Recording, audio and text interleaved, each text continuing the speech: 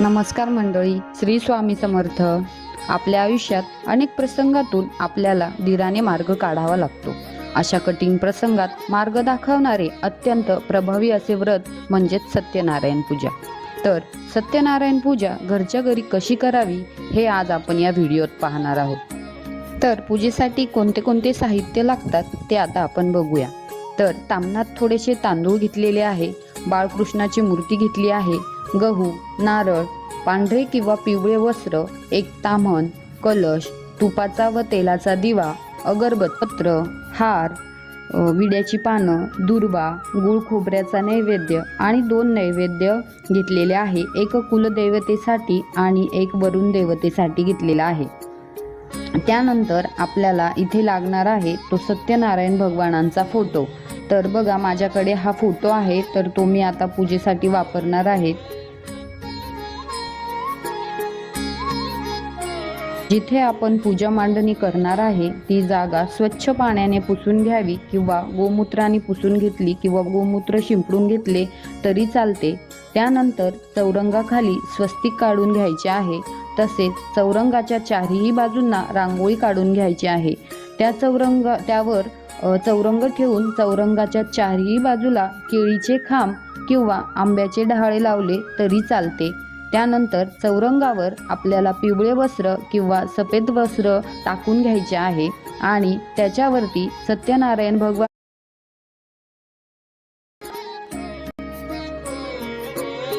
Photo समोर आपल्याला पावशर गहू ठेवून घ्यायचे आहे व तेलाचा आणि तुपाचा दिवा लावून घ्यायचा आहे. कुठलीही पूजेची सुरुवात करण्याआधी दिव्याची पूजा करावी. दिव्याला हळदी, कुंकू, अक्षदा, एक फूल अर्पण करायचे आहे. पाण्याने भरलेला कलश घेऊन कलशावर 5 नाम ओढायचे आहे हळदी कुंकवाने. त्यानंतर त्यामध्ये एक सुपारी, नाणे, फूल, हळदी कुंकू, थोड्याशा अक्षदा घालून तो कलश गव्हावर ठेवायचा आहे.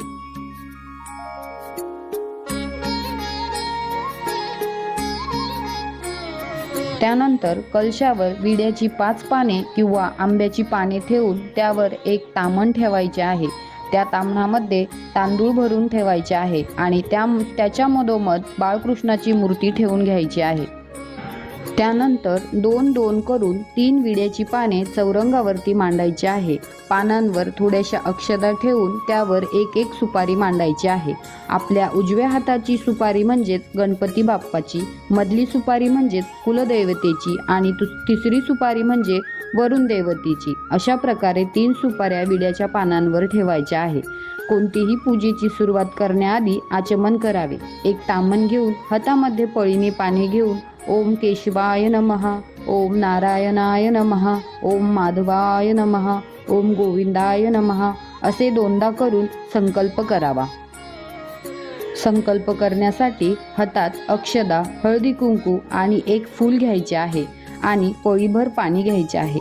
संकल्प करताना स्वतःचे पूर्ण नाव, गोत्र आणि कुलदेवतेचे नाव बोलून सत्यनारायण पूजा आम्ही कशासाठी करत आहोत असे बोलून अक्षदा ताम्हणात सोडायच्या आहे. त्यानंतर एक पळीभर पाणी ताम्हणात सोडायचे आहे. अशा प्रकारे संकल्प करायचा आहे.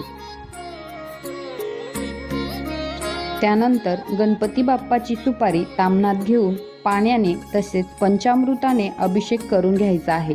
अभिषेक करताना ओम गणगणपते नमः या मंत्राचा जप करावा. त्यानंतर ती सुपारी पुसून पहिल्या विड्याच्या पानावर ठेवून घ्यायची आहे. त्यानंतर गणपती बाप्पाला अष्टगंध, हळदी कुंकू, दुर्वा, फूल, कापसाचे वस्त्र, जानवे अर्पण करायचे आहे.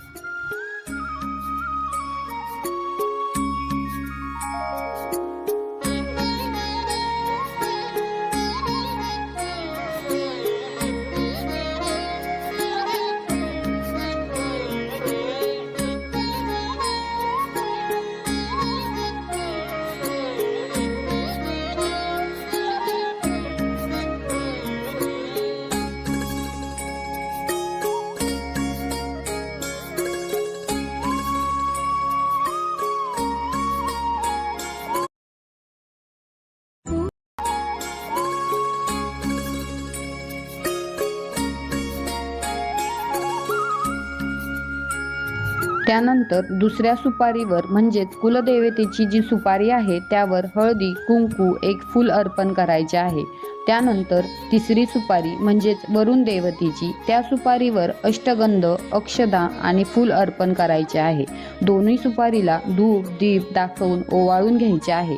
त्यानंतर नैवेद्य दाखवायचा आहे।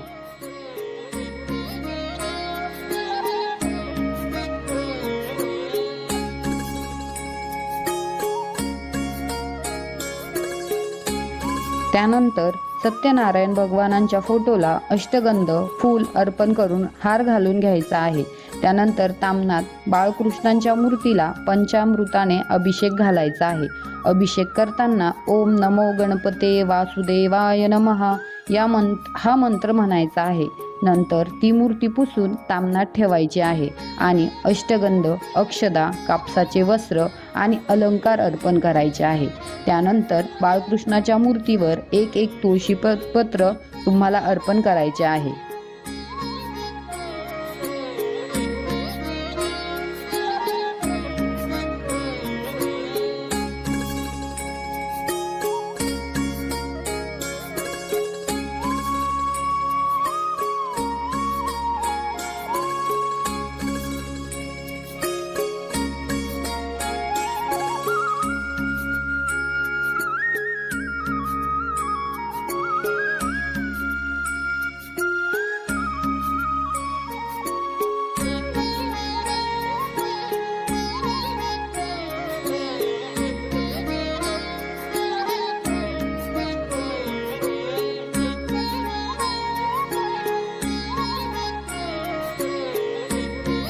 सत्यनारायण पूजेला सर्वात महत्त्वाचे लागणारे म्हणजे शंख ही चौरंगावर मांडून त्यावर अष्टगंध लावून पूजा करायची आहे।